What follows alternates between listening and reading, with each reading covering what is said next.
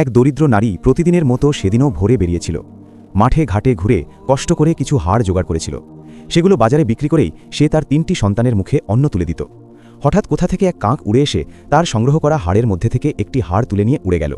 নারীর চোখে পানি এসে গেল। সে ভাবল, এই একটি হাড়ই তো আজ তার সন্তানদের খাবারের ভরসা ছিল।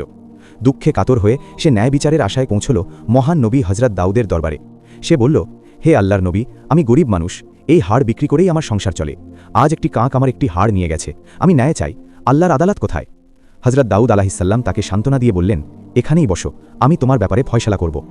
এমন সময় কয়েকজন ব্যবসায়ী সেখানে এসে হাজির হল। তারা বিনয়ের সাথে 1000 দিনার পেশ করে বলল, হে আল্লাহর নবী, এই অর্থ কোনো যোগ্য গরিবকে দান করে দিন। হজরত দাউদ আলাহিসাল্লাম জানতে চাইলেন, এই দানের কারণ কি? ব্যবসায়ীরা বলল, আমরা নৌকায় করে নদী পার হচ্ছিলাম, হঠাৎ নৌকায় বড় একটি ছিদ্র হয়ে গেল, পানি দ্রুত ভেতরে ঢুকতে লাগল। আমরা মানত করলাম, যদি আল্লাহ আমাদের রক্ষা করেন তবে 1000 দিনার দান করব। ঠিক তখনই একটি কাক এসে একটি হাড় আমাদের নৌকায় ফেলে দিল। আমরা সেই হাড়টি ছিদ্রের উপর চেপে ধরলাম। আল্লাহর রহমতে নৌকা ডুবে যাওয়া থেকে বেঁচে গেল।